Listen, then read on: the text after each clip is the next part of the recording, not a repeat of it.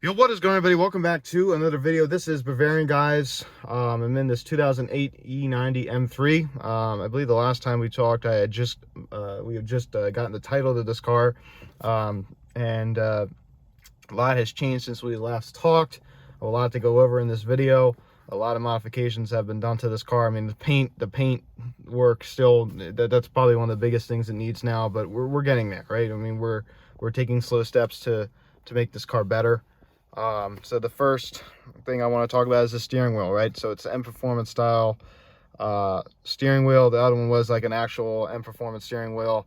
It had the light blue stripe at the top. This one is red, which actually, in my opinion, I actually like better because it matches the new red IND M drive button and start button that we put in. And I just think that makes the car look a little bit more modern. It makes it look more sporty.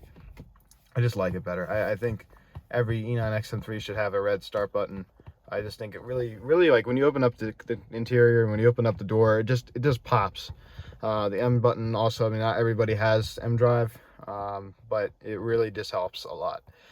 So previously we were running OEM mod exhaust, which is basically, they cut open the muffler and they just gut some of it out, right? And to me, there's different variants of it, right? They call it OEM mod or ACM mod exhaust. To me, it just really wasn't that loud. It all depends on what you're looking for. For some people that works, or some people they like the OEM mod exhaust. Now, if you do test pipes with that, you do a primary cat delete, then okay, I think you can get away with it. But I just went all out, right? We went all out on this one. Again, I was previously just running the OEM mod exhaust, no test pipes, just no middle section, just an OEM mod catback. And to me, it just really wasn't that much louder than what I had. Turns out we took off the old muffler and you could see it was welded. So that was previously modded and we had no idea. So not much we could really do about that, right? We didn't know that was modded. So I'm not really gonna, I'm not really gonna make a big deal out of that, right? And we didn't know. But I was able to get my hands on a Dynon rear, which is, really hard to find out. I don't think they make it right now. And the one I got was off of a Melbourne Red E90 M3. Funny enough, like a really rare E90 M3 spec. And it had been put on in summer 2022. So it's still relatively new. It's not like it's 8 years old. I mean, it's still, relatively new. And again, correct me if I'm wrong, I may be wrong. I don't believe Dynon is available right now, the Dynon rear exhaust. So, obviously my dream was the Aprakovic Evolution exhaust. That is also out of production. But to me, I mean, $5 or $6 grand used, if you include the middle section and all that, I mean, that is just preposterous. I mean, I'm not going to spend that on an exhaust. I mean, I don't really know anybody who would. So now the Dynon rear section is on as test pipes. Now it has test pipes. So it's loud, obviously, it's going to be much louder than it was before. Also, now it has an Alpine Stage 2 tune. So it has an Stage 2 Alpine engine flash. So it's pushing around 450 horsepower, especially with the test pipes and all that. There's no downpipe, it's just test pipes. But it's so much louder than it was before. And I think the loudest it is probably around like 4,000 RPM. It just sounds incredible. It really just sounds incredible. Eventually, I'm going to do a video where I just go out and drive the car and I don't really talk and it's kind of like a POV. But we still have the F10 M5 illuminated shift knob. It's probably one of my favorite modifications of this car. It's a modification that was done prior to us getting the title. And I've been hitting these seats with a lot of leather moisturizer. I mean, they're still kind of dry. It's a 15, almost 16-year-old car, which is hard to believe. It refuses to look that old. But that's pretty much it for the interior modifications. Fortunately, this is broken. We need to fix this. I don't even want to touch it because it's kind of in right now. But sometimes it pops out, so I don't want to touch it. But I think one of my favorite interior modifications, I know one of my favorite interior modifications is what we're about to see right here. I mean, this is just game-changing. It's something I wanted to do ever since I got the car. As I pull out my key fob here, it does again have comfort access, but sometimes, just for the sake of it just being kind of easier just to do this, it's just I love this. I love this upgrade, and I'm so happy we're able to do it. And I'm sure you maybe already can kind of tell what it is, what kind of upgrade we were able to do.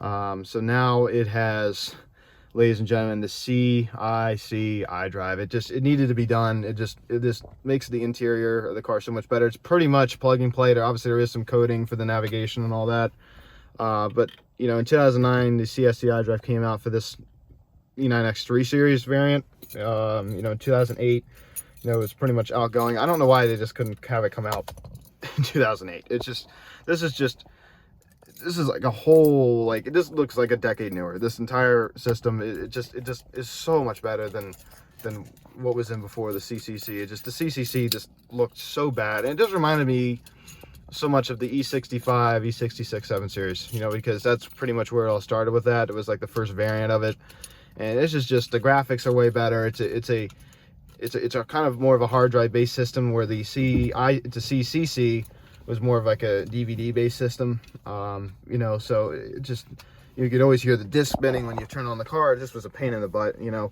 Now obviously this does not have CommBox. We did not retrofit CommBox, because then you'd have to run a wire from the trunk to the head unit, and we didn't want to do that. Okay, it's just not worth it. This was off of a totaled coincidentally E90 M3. It doesn't have to be off of an M3. It was off of a DCT M3, so they had to like code out, because there's a different variant of when you go into M drive. There's a different variant for M drive. I forget, it's like a different mode if you have a DCT, so they had to code that out, because this is, again, a 6-speed manual transmission, not a 7-speed DCT transmission. So they did have to code that out, but it could be off of anything. It could be off of a 328, it could be off of a 335, whatever. I almost bought one that was off of 335 AS.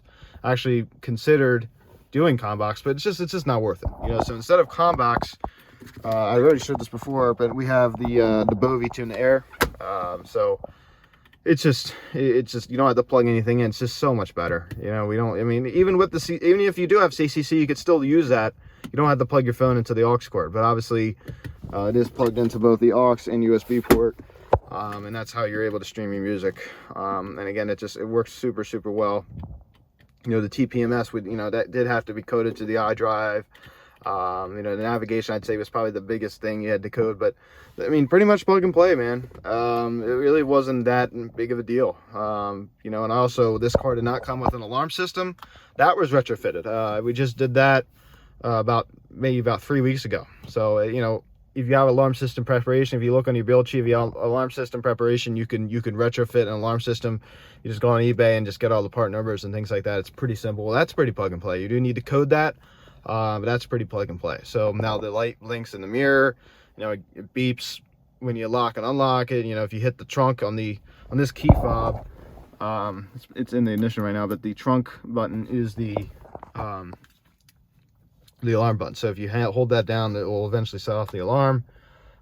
So I think my favorite modification, if I had to choose, is probably the exhaust. You know, and I got away with not doing a middle section, you know, because I'll be honest, you know, for a while I thought, you know, I was trying to find an RKP mid pipe, but it's loud enough for my liking. It's not obnoxiously loud. You know, I pull in the neighborhood, it's not, you know, I'm not getting stared down from neighbors and things like that. I mean, that's what I want. I don't want to upset anybody. I don't want to, you know, disturb anybody.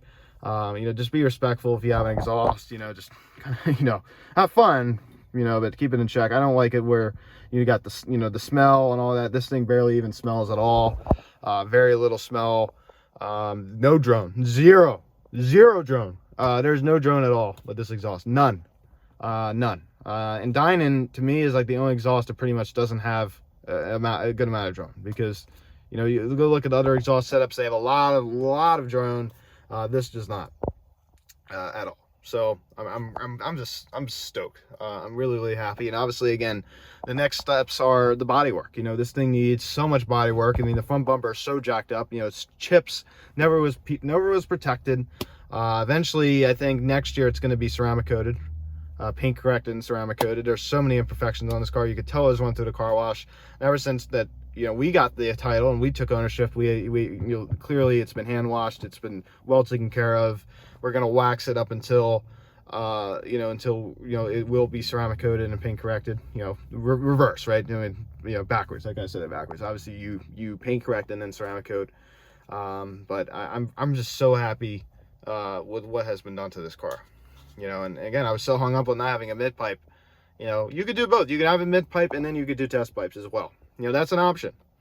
You know, and for a while I thought that stage 2 was going to compromise the reliability of the engine. It really doesn't. You know, I really haven't had any problems at all.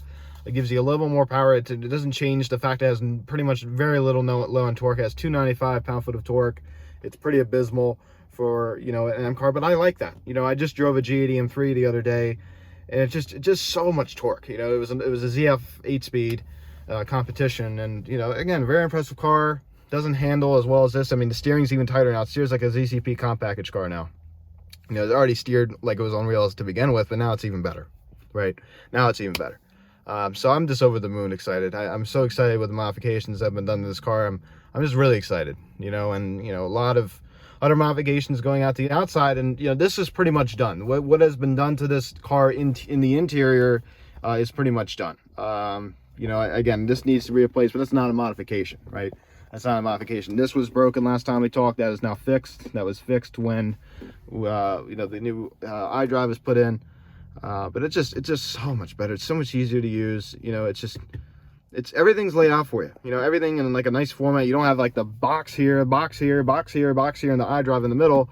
You know, everything's there. You know, of course, I still have the CCC knob in here, which, you know, I thought about retrofitting CIC knob. I don't know if it's the same shape or not. I didn't really look into it. And the main reason why I didn't really look into it is because the CIC knobs, they're terrible. Okay, they you know, obviously you do have the shortcut buttons, but they flake. The paint, the black paint on the top flakes off. You could like see the white part. They don't hold up well. I just didn't feel like dealing with that. So honestly, I don't mind the knobs. I'm just gonna keep it. So again, the paint match reflectors, those stupid orange reflectors, I hate them. They're being taken out this winter. The bump bumper is going to be totally resprayed, sanded down, resprayed. You know, PPF. And then I don't know when it needs two tires, but we are going to retrofit the 359 comp wheels. I think it's going to look great on this car. I saw an E90 Jerez not that long ago, and it just looks so good with the 359 wheels. So we're definitely going to do that. I don't dislike the 220s. I just think it brings it up to a whole nother level with the 359s. So guys, that's pretty much it. I want to do a video driving this car. I just didn't really want to show the outside. I just washed it yesterday, but the imperfections galore. It really needs a lot of love out there. So guys, that's pretty much it. Thank you guys so much for watching. I'm Luke, and I'll talk to you later. A lot more content coming on this channel. I really need to start making more content for you guys. I'll see you.